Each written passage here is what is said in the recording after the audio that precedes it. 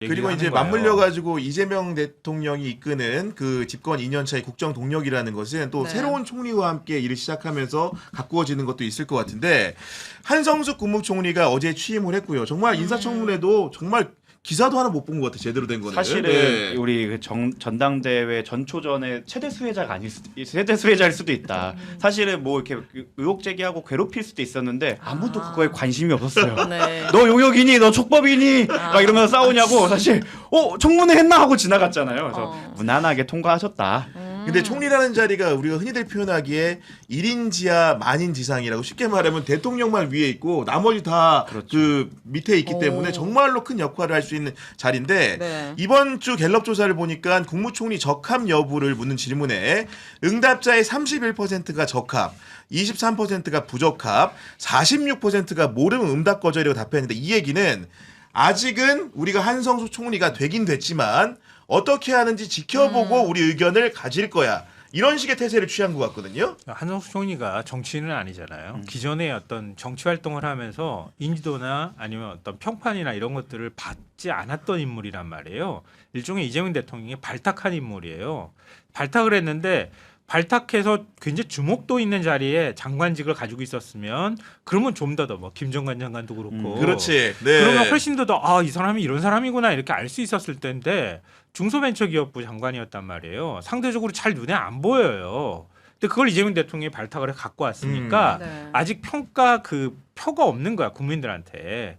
그러니까 일 잘하는지 못하는지 보고 판단할래라고 하는 사람들의 여론이 반영이 돼 있다 이렇게 보면 되지 않을까 싶어요. 저는 이분 이력을 봤는데 정말 이분이 숙명여대 영문영화과 학사만 졸업하시고 바로 다 그러니까 일을 끝장나게 잘하시는 분이구나. 그렇죠. 보통 어디 유학 갔다 와서 외국 어디 기업에서 하에서 인재가 오고 막 이런 프로세스가 많았는데 이분은 그 네이버 어쨌든 실력으로 대단한 증명한 거죠. 사람이에요. 진짜 그 끝판왕인 것 같아요. 그러니까 일적으로는. 시위하면서 아무런 국정 영역을 한 경험이 없는 사람들보다 실제로 현장에서 돈을 벌어보고 기업을 운영해본 사람이 네. 실적을 더 달랠 수 있다라는 기조에 맞춰서 하는 게 아닌가 싶고요. 저는 이번에 말씀을 하시거나 이번에 그 회의 같은 데서 보여주는 모습에서 좀 감명 깊었던 게 이재명 대통령보다 한술 더 뜨더라고요. 그래요? 이건 어떨까요? 이렇게 하는 건 어떨까요? 라고 하면서 더 속도를 강조하고 제일 그 취임 일성으로 말씀하신 국회 말씀하신 부분에서도 속도를 굉장히 강조를 하셨어요. 입법을 따라와 준다고 하니까 나는 기대하겠다라고 말씀하셨을 뿐만 아니라 그리고 관점 자체가 이미 기업적 마인드예요. 그러니까 보통 행정 같은 경우는 이제 저희가 뭐 주민센터 요즘에는 뭐 이름이 어렵게 돼 있는데 네, 가면은 주민센터. 이것저것 준비해 오세요, 뭐 하세요라고 했을 때 우리가 요구하는 데이터는 최소화하겠다. 우리 내부에서 알아서 처리하겠다. 이런 것부터 시작해서 맞아요. 그런 얘기부터 합니다 지금. 네. 실질적으로 정말 일이 굴러가게 할 수 있는 공공데이터 개방, 사용. 아까 말씀드렸던 거 공공데이터가 연결되죠. 연결되는 네. 건데 결국 그 AI 시대에서 기업들이 살아남을 수 있거나 유니콘들이 성장할 수 있는 토대를 마련해주고 국민들이 실질적으로 행정을 함에 있어서 불편함을 줄이겠다는 정말 실용주의적 접근을 하는 걸 보면서 어디 뭐 래퍼도 준비하니 우리 구승이 하고 싶은 말은 너무 많은데 시간을 줄게요. 캄 다운. 미치겠네. 아니, 이재명 대통령 행정가에 좀 가깝다고 얘기하잖아요. 국정을 파악하는 능력, 그리고 새로운 아이디어나 새로운 어떤 지식을 습득하는 능력 이런 것들이 굉장히 뛰어난 사람이라는 걸 우리가 지금 국무회의나 이런 걸 지켜보면서 알고 있잖아요. 근데 이재명 대통령 스타일에 맞출 만한 사람이 별로 없다. 그러니까 기업에서나 이런 사람들, 기업에서 경험이 많거나 이런 사람들은 뭐 프레젠테이션을 단순히 잘한다는 게 아니라 업무를 파악할 수 있는 능력이나 또 업무의 어떤 틀을 잡는 게 기존의 행정을 해본 사람하고 스타일이 완전 다른 거예요.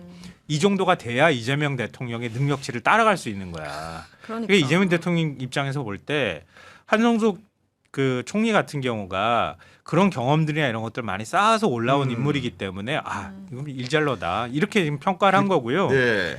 제가 예전에 IT 쪽에 있는 사람들 많이 만난 적이 있었는데요.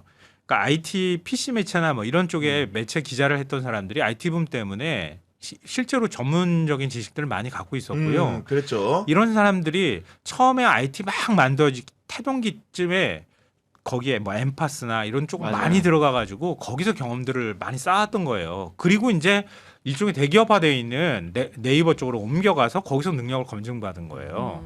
그러니까 그런 노하우들이나 능력들이 굉장히 많이 쌓여 있고 실제로 굉장히 능력이 뛰어난 사람이라고밖에 볼 수가 없어요. 맞아요. 그리고 이제 어떤 측면에서 한성수 총리를 관찰해야 되냐면은 이재명 대통령의 뇌구조를 제가 직접 들여다보진 않았지만은 다양한 그 여러 가지 구석 중에 하나가 네. 차기. 그 예를 들면은 4년 후에 대선을 치러야 되는데 네. 어떤 사람으로 우리 민주정당의 연속성을 이어갈 수 있을까 이런 고민들을 계속 할 것이고 네. 그런 물망 중에 하나가 국정 2인자인 총리 자리로서 발현되는 측면이 분명히 있다고 보는데 그런 의미에서 여성이고 IT 전문성이 있고 국정 운영 능력이 탁월하다는 것이 검증된다고 한다면은 얼마든지 그런 지도자의 자리로도 염두에 두고 사람을 육성하고 키우고 있다는 생각도 들거든요. 저는 다 열려 있는 거죠. 누구처럼 황태자다. 이 사람이 무조건 해야 된다. 아무리 뭐 이 사람이 전과가 있고 실력이 없고 입증을 못해도 이 사람이 돼야 된다. 와 다르게 누구든 와갖고 실력을 보이고 실적을 보이고 국가를 나아가게 하는 모습을 보이고 입증만 한다면 안 될 게 뭐가 있습니까? 저는 오히려 저는 한성수 총리를 평가함에 있어서 여성을 붙이는 건 그분에게 신뢰라고 생각해요. 오히려. 그냥 잘하니까 온 거고 그럼요. 그분에 대해서 그 수식어가 될 수는 있겠지만 오히려 이분이 지금까지 보여준 커리어나 아니면 문제 해결 능력 아니면 문제를 파악하는 능력을 본다고 한다면 언제든 모든 게 열려 있다. 차기 얘기하지 말아요. 아니 저는 네? 왜냐면은 그래서 네. 사실 그 우리 이재명 대통령 말꺼냈어. 영세교 지금 영생이 뭐야? 이제 곧 모일 때가 된다 지금. 집회합시다.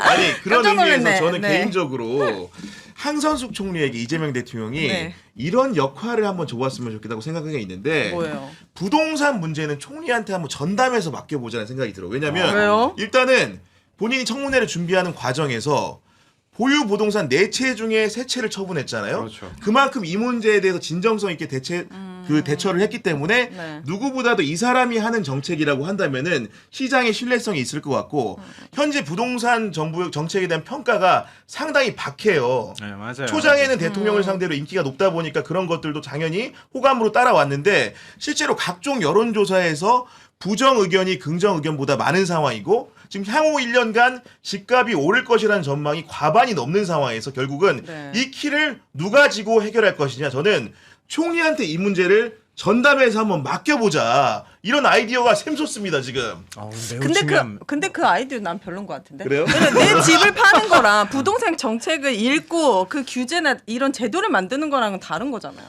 바로 꺾어버리네. 그리고 부동산 정책이 많이 어떻게 보면 중요하다고 생각하면 대통령께서 벌써 시계부터 푸셨을 것 같아요. 본인이 직접 나서시니까 저는 좋은 아이디어 네. 생각하는 게 이분 없는 말로 하겠습니다. 네. 이분 자체가 워낙 그 솔선수범을 보였기 때문에 명분도 잡았고 여러 가지 그런 가능성을 보여주시는 분이지만 사실 이분의 이 반짝반짝한 능력을 보통 더 크게 발휘할 수 있는 데는 미래 산업을 얘기할 미래 때가 더 산업이다. 그렇지 않을까. 예. 사실 부동산 같은 경우에는 정치적 고려도 해야 되고 거기에 대해서 약간 용기도 필요하고 권한이 필요하다 보니까 이걸 제일 잘하는 사람은 통이에요. 아 대통령이 해야 된다. 맞아. 그냥 통이 나서는 수밖에 없다. 알겠습니다. 이게 네. 대통령이 모든 짐을 지기에는 너무 부담이 커서 그러니까 부동산 저도 정책- 그래서 그런 거예요 지금. 깊은 걱정하는 뜻을 해야지 마음에. 못해 우리가 지금. 네. 축복이라고요. 오늘 어려 보이려 머리도 내리고 왔잖아요. 근데 이거 진짜 부동산 문제 정말 어려운데요. 그래서 그런 얘기도 해요. 야 그냥 냅둬라 냅둬라. 그냥. 아무것도 하지 말아버려. 그게 정답이야. 네.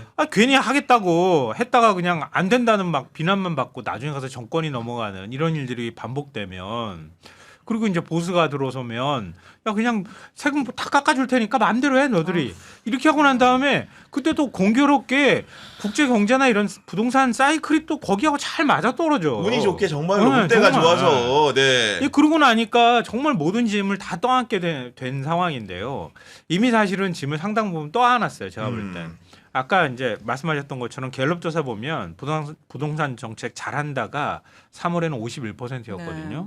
근데 7월에는 26%가 됐어요. 그러니까 많이 빠졌잖아 지금. 네. 한 절반 정도로 잘한다는 평가가 그 절반 정도밖에 안 되는 상황까지 왔고요. 특히 2030 세대 서울을 중심으로 해서 집값 상승을 억제하지 못한다. 대출 한도 제한 등 과도한 규제가 있다.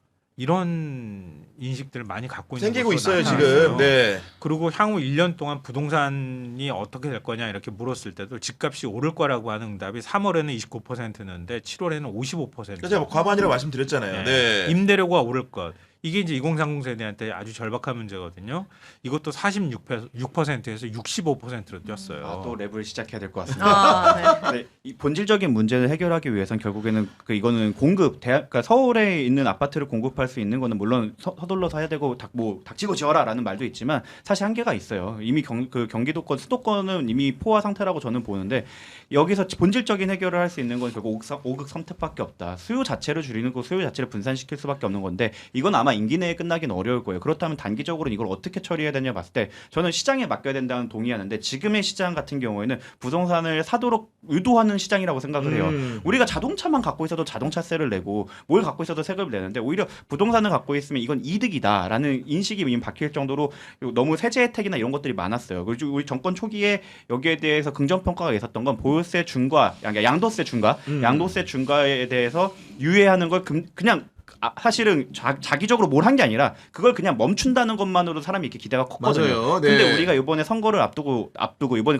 또 그 전당대회를 앞두고 사실은 우리가 나서지 못하고 있기 때문에 그 동안 기대했는데 얘네 사실 선거나 눈치 보는 것 때문에 아무것도 못하는 거 아니야? 라는 그런 생각으로 다시 기대 심리가 올라오고 사실 유동성이 많이 풀렸기 때문에 거기랑 반작용이 있다고 보거든요. 저는 그래서 정부가 대통령께서도 얘기했죠. 부동산은 표보고 하면 안 된다. 오히려 정론으로 가야 우리가 표가 된다고 말씀하신 것처럼 저는 조금 용기를 가지고 정론으로 가서 한번 정론으로 붙어라. 네. 예. 시장으로 봤을 때 부동산으로 하는 건 돈을 벌 수 없다라는 이 구조를 만들어줘야 된다고 생각을 해요. 네. 저는 그 왜? 모듈 주택에 대해서 좀 긍정적이거든요. 사람들은 다 터무니없다고 생각하지만 그 뭐요? 삼성 LG에서 만든 모듈 주택. 놓을 때가 서울 땅인데. 그러니까 그 아파트도 지을 수 있어요. 단열도 잘 맞아요. 되고. 외국에서는 그렇게 많이 그리고 하죠. 무슨 대학 캠퍼스에도 지금 이미 많이 이제 지어져 있다고 하는데 이 비용도 1억 5천이고 약간 나라가 그리고 이재명 대통령도 알고 계시더라고요. 이미 그런 대화를 하시는데 그렇구나. 네. 현실적으로 어쨌든 공급을 가장 빨리 늘릴 수 있는 방법들도 있기 때문에 근데 이게 오늘 주제는 아닐 것 같긴 한데, 그러니까 이게 외국에서도 비슷한데요. 상속세하고 보유세 건드리는 거 이거 굉장히 어려운 문제예요. 왜냐하면 상속세도 내는 사람은 아주 일부밖에 없거든요. 근데 다 낸다고 느껴. 보유세도 낼 사람은 별로 없는데 다 내야 될 것 같이 느껴. 이게 세제 문제 건드리는 게 굉장히 이게 민감해요. 그러니까 어디까지 어떤 방식으로 건드리느냐가 매우 중요하고요. 일단은 보유세도 계속 정부에서 얘기하는 것처럼 초고가 아파트를 보유한 사람들, 그 다음에 있는 사람들, 일반 서민들의 부담은 오히려 경감되거나 서민들의 부담은 최대한 안 간다고 하는 메시지를 확실하게 신호를 줘야 된다. 그렇지 않고 모든 사람이 나도 좀 한간 집 갈아타면은 또 저렇게 폭탄 맞거나 세금을 내야 돼라는 생각을 하면 다 내 일처럼 느낀다는 거예요. 그러니까 그래서 구조를 잘 설계할 필요가 있고 국민을 잘 설득할 필요가 있다. 네. 그러니까 그런 면에 있어서 굉장히 좀 주의해야 할 필요가 있고요. 공급은 그 얘기 나온 것처럼 진짜 닥치고 공급한다는 느낌이 들 정도가 돼야 돼요. 그러니까 정부가 진짜 진정성을 갖고 어디 공급하는 데 있으면은 진짜 때려 부시더라도 공급한다는 느낌을 갖게 해야 되고, 진짜 이건 좀 무식한 게 필요한데요. 제가 볼 때는 상징적으로 그런 것들이 눈에 보여야 돼요. 특히 2030 세대가 내가 저기 들어갈 수 있어라는 기대가 충족이 어느 정도 되는 게 눈으로 보여야 한다는 거예요. 저는 네. 이 부분에 대해서도 동의하고 더 중요한 건 속도다. 속도다. 결국 우리가 지금 공백이 그때 5월달 이후에 한 2개월 3개월 동안 부동산에 대한 대책이나 이런 것들이 시그널이 정부에서 제대로 나오지 않았어요. 이번에 동탄이나 이쪽에 하이닉스와 관련된 지역들이 아무래도 현금이 많이 풀리다 보니까 거기를 토지 거래 허가 구역으로 묶은 것 말고는 네. 사실상 어떠한 액션도 없었거든요. 그러면 당연히 유동성 풀렸고 주식으로 돈 번 사람도 집 살까라는 걸로 흘러가는 건 당연하기 때문에 이 고리를 끊을 수 있는 정부가 특단의 대책을 내놔야 되는데 그것도 속도가 굉장히 중요하다고 생각합니다. 네, 지금 이쯤 해가지고 시청자 여러분들 의견을 좀 소개를 좀 해드려야 되는데 네. 삐삐롱님 같은 경우에 정구승 숨쉬어 맞아. 로에벤님은 평론 래퍼다. 보는 이런 우리도 숨이 막혀. 말씀해주시는데 네. 야 어떻게 이렇게 그 새로운 지평을 열었을까 궁금한데 2117님 같은 경우에는 항성숙 총리님 나중에 서울시장 출마했으면 좋겠습니다라는 의견 주셨고요. 복만사님 같은 경우에는 우리 이잼 옆엔 정구승이 있다 하면서 슈퍼챗 보내주셨는데 너무나 감사드리고 수정포파다님은 오늘 구씨 피부가 특별히 더 좋아 보입니다. 오늘은 손석구보다 잘생겨 보여요. 오윤혜님은 미스코리아 진입니다. 여기서 신뢰성이 흔들리네. 아니야. 굉장히 좋았는데. 우리 남편도 갑자기 제 댓글에 오윤혜 씨가 미스코리아 출신인가 이 댓글을 캡처해 놓은 거야. 아 진짜요? 예. 너무 그럼 어이가 좀 없었어.